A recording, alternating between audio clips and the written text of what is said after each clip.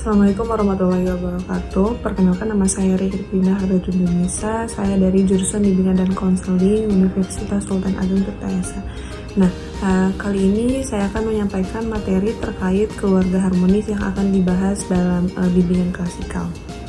Nah, yang pertama itu di sini ada definisi dari keluarga. Nah, keluarga merupakan organisasi terkecil dalam suatu masyarakat yang akan menjadi penentu baik buruknya masyarakat ataupun generasi yang akan datang. Nah, jadi keluarga ini menjadi sekolah pertama bagi setiap individu. Nah, oleh karena itu sangatlah dituntut untuk agar setiap individu itu untuk mendapatkan sekolah pertama yang baik dari keluarganya.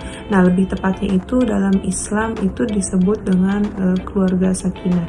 Nah, sedangkan keluarga sakinah ini adalah keluarga yang memiliki ketenangan minimal dari suami, istri, dan anak-anaknya. Oke, kita lanjut ke materi selanjutnya, pengertian keluarga harmonis. Nah, di sini ada definisi dari keluarga harmonis. Nah, keluarga harmonis ini adalah suatu keadaan di mana anggota keluarga ini penuh dengan ketenangan, ketentraman, terjalin kasih sayang, saling pengertian, dialog, dan kerjasama yang baik antara anggota keluarga. Nah, jadi dalam suatu keluarga yang harmonis ini juga dapat dilihat dengan adanya tanggung jawab dalam membina suatu keluarga yang didasari oleh saling menghormati, saling menerima, saling menghargai, saling mempercayai, dan saling mencintai.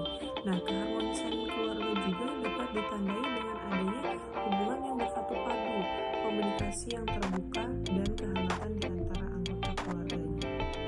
Oke, kita lanjut. Nah, keluarga yang harmonis ini merupakan kondisi di mana seluruh anggota menjalankan hak dan kewajibannya masing-masing, terjalin kasih sayang, terjalin saling pengertian, komunikasi, dan kerjasama yang baik antara keluarganya.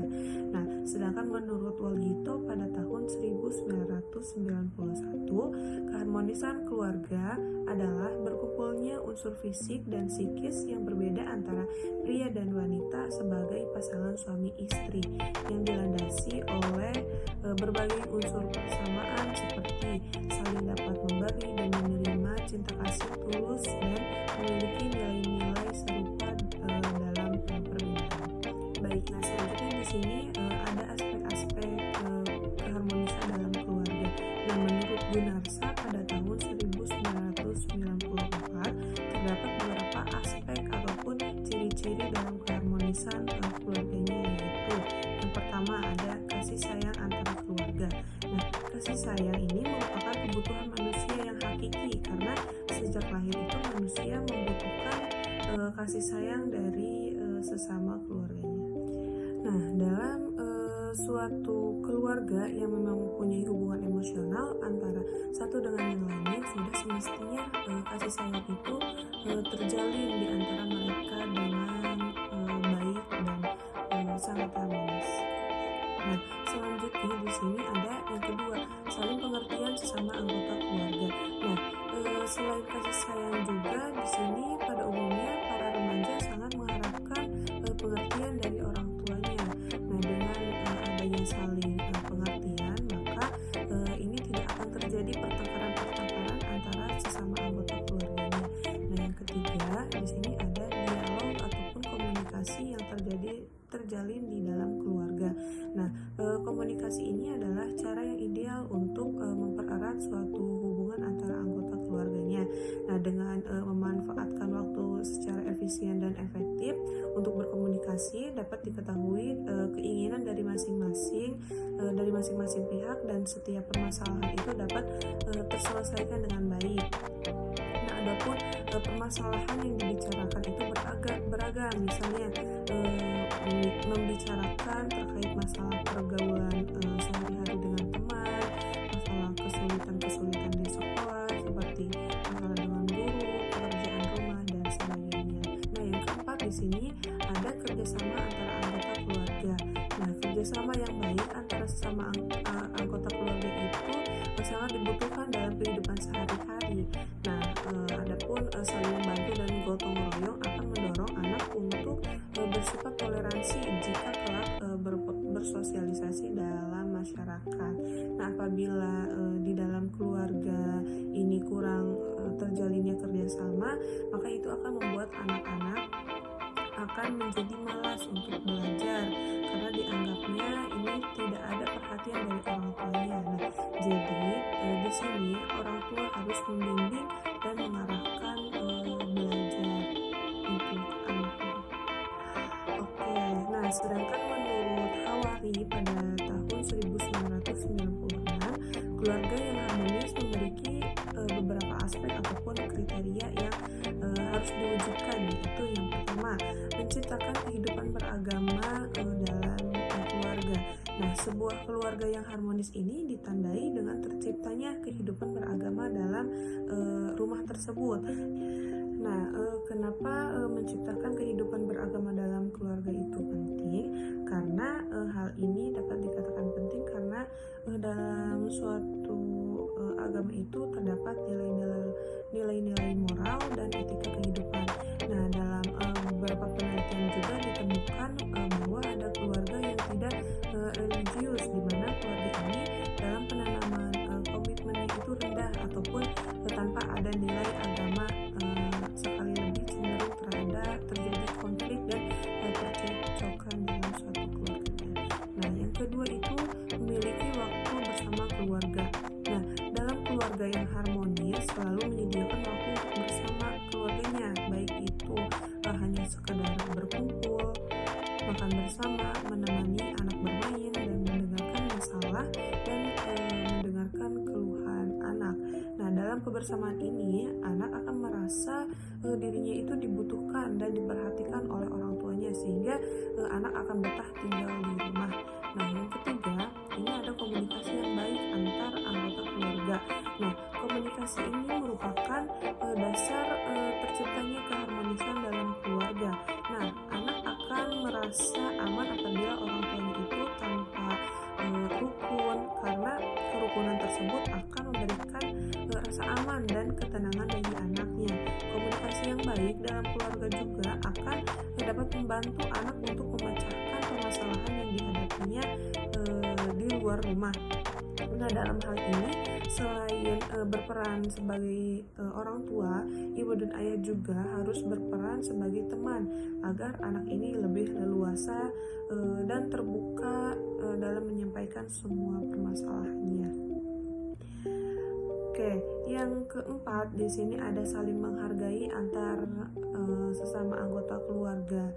Nah, keluarga harmonis ini adalah keluarga yang memberikan tempat bagi setiap anggota keluarganya itu untuk menghargai perubahan yang terjadi dan mengajarkan keterampilan berinteraksi sedini mungkin pada anak dengan lingkungan lebih luas.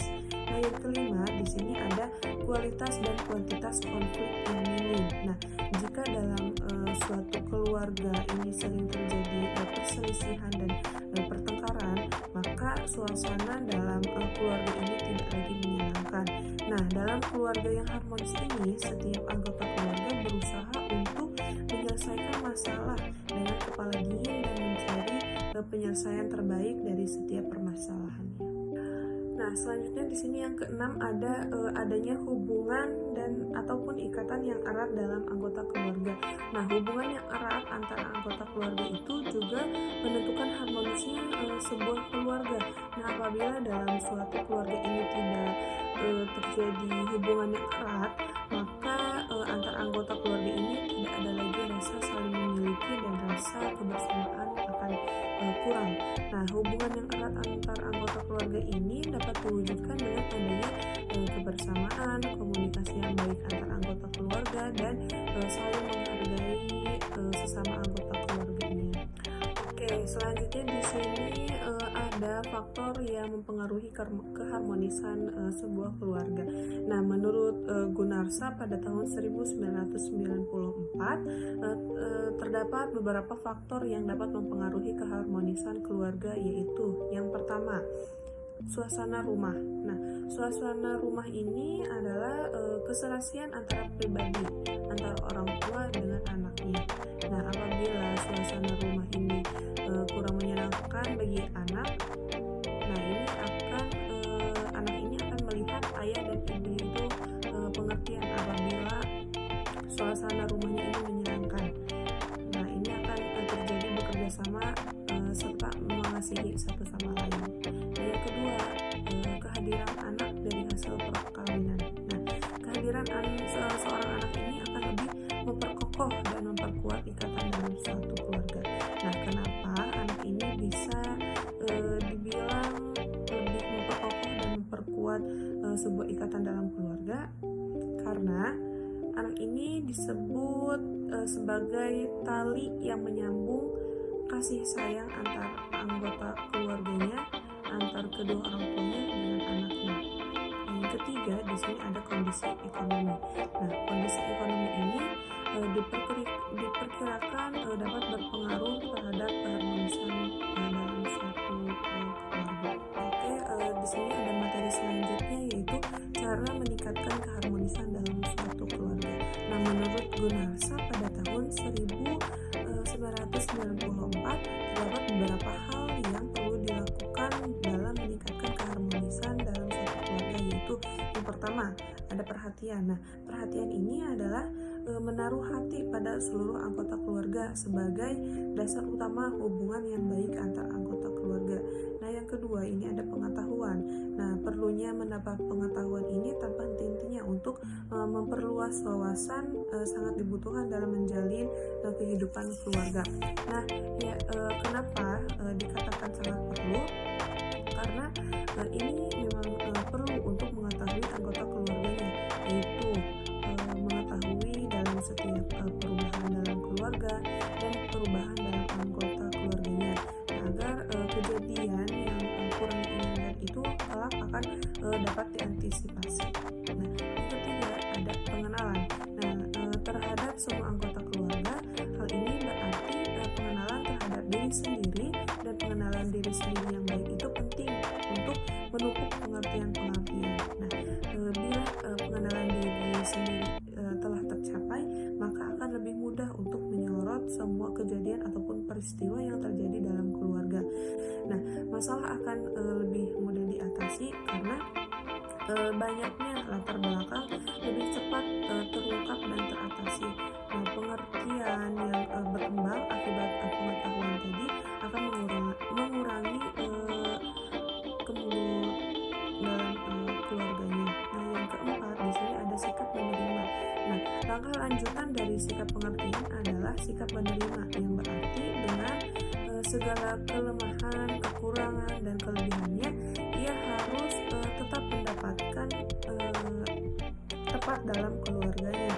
Nah, sikap ini akan menghasilkan suasana yang positif dan berkembangnya kehangatan yang melandasi tumbuh suburnya potensi dan minat antar dari anggota keluarganya. Nah, yang kelima di sini ada peningkatan usaha. Nah, setelah menerima keluarga apa adanya, maka perlu meningkatkan usaha, yaitu dengan mengembangkan setiap dari aspek keluarganya secara optimal. Nah, hal ini disesuaikan dengan setiap kemampuan masing-masing anggota keluarga. Nah, tujuannya yaitu agar terciptanya perubahan-perubahan dan menghilangkan keadaan bosan dalam suatu keluarga yang harmonis. Nah, mungkin itu saja yang dapat saya sampaikan. Kurang lebihnya mohon maaf. Wassalamualaikum warahmatullahi wabarakatuh.